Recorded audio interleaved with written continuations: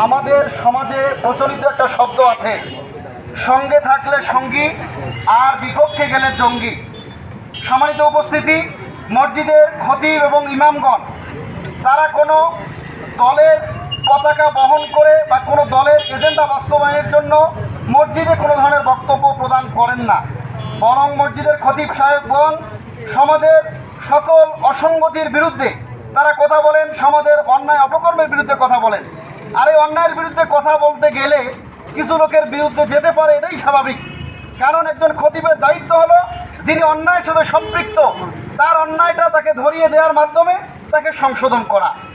বিগত দিনগুলোতে আমরা লক্ষ্য করেছিলাম মসজিদের ইমাম এবং খতিবগণ অন্যায় অপকর্মের বিরুদ্ধে কথা বলার কারণে যে সমস্ত ভাইয়েরা বিগত দিনে সন্তুষ্ট ছিল, খুশি ছিল, আজকে সেই সমস্ত ভাইয়েরা মসজিদের ইমামগণ খতিবগণ তাদের অন্যায় অপকর্মের বিরুদ্ধে কথা বলার কারণে এখন তারা ইমাম এবং খতিবগণের প্রতি অসন্তুষ্ট হয়ে গেছে।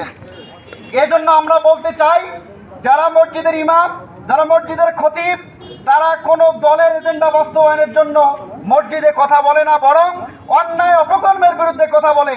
সুতরাং সমাজে যারাই অন্যায় করুক না কেন, আমাদের কণ্ঠ মসজিদের ভিতরে তাদের অন্যায়ের বিরুদ্ধে সদা সর্বদা সোচ্চার থাকবে ইনশাআল্লাহ। এবং একজন মসজিদের সম্মানিত খতিব পাটগ্রামের হাজারো মানুষের কাছে যিনি জনপ্রিয়তা ইতিমধ্যে অর্জন করেছেন, তার সুমধুর কণ্ঠে কোরআনের তাফসীর করার কারণে এমন একজন সম্মানিত ব্যক্তিকে শান্তিপূর্ণভাবে বিদায় না দিয়ে মসজিদের ভিতরে লাঞ্ছিত করে তাকে নামাজ পড়াতে না দেওয়ার মাধ্যমে যে ন্যাক্কারজনক ঘটনার সৃষ্টি করা হয়েছে, আমরা এর তীব্র নিন্দা এবং প্রতিবাদ জানাচ্ছি। যারা মসজিদের এই খতিব সাহেবকে অপমানিত করেছেন, প্রশাসনের কাছে দাবি জানাচ্ছি অবিলম্বে তাদেরকে চিহ্নিত করে তাদের বিরুদ্ধে আইনানুগ ব্যবস্থা গ্রহণ করতে হবে। এবং এই পাটগ্রাম উপজেলার সকল মসজিদের কমিটির উদ্দেশ্যে আমি বলতে চাই, কোন মসজিদের ইমাম এবং খতিবগণের বিরুদ্ধে কেউ অসম্মানজনক শব্দ ব্যবহার করার চেষ্টা করবেন না। পাটগ্রামের সকল মসজিদের ইমাম এবং খতিবগণ ঐক্যবদ্ধ আছে। কোন ইমাম এবং খতিবের বিরুদ্ধে আগামী দিনে যদি কেউ কোনো ধরনের বেয়াদবি করার চেষ্টা করেন, তাহলে আমরা তাদের বিরুদ্ধে দাঁত ভাঙা জবাব দেওয়ার জন্য প্রস্তুত আছি ইনশাআল্লাহ। সুতরাং সকলকে সতর্ক করে দিয়ে বলতে চাই, আলেমগণ হলেন নবীদের ওয়ারিস। এই আলেমগণের পিছনে আপনারা নামাজ পড়েন, এই ইমামদের পিছনে আপনারা ইক্তেদা করেন।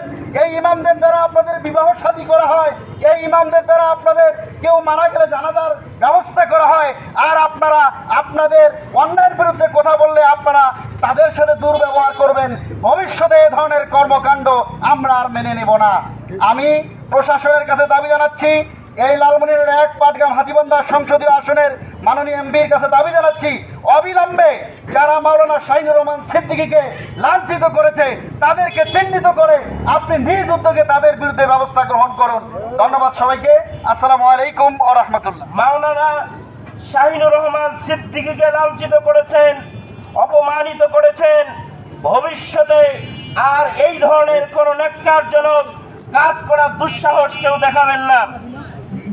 শুধু তাই নয়, একজন ইমাম হচ্ছে সমাজের সব থেকে সম্মানিত ব্যক্তি। আমরা জানি বাজার হচ্ছে সব থেকে নিকৃষ্ট জায়গা, আর মসজিদ হচ্ছে সব থেকে উৎকৃষ্ট জায়গা। এই উৎকৃষ্ট জায়গার একজন উৎকৃষ্ট ব্যক্তিকে আপনারা এভাবে অপমানিত করার দুঃসাহস কোথায় পেয়েছেন? কার উস্কানিতে, কার মদদে আপনারা ইমামদেরকে এভাবে অপমানিত করলেন? সুতরাং সাবধান হয়ে যান। আর কোন মসজিদের কোন ইমামকে যেন এভাবে লাঞ্ছিত হতে না হয়, সেজন্য আপনাদের প্রতি বিনয়ের সঙ্গে বলছি,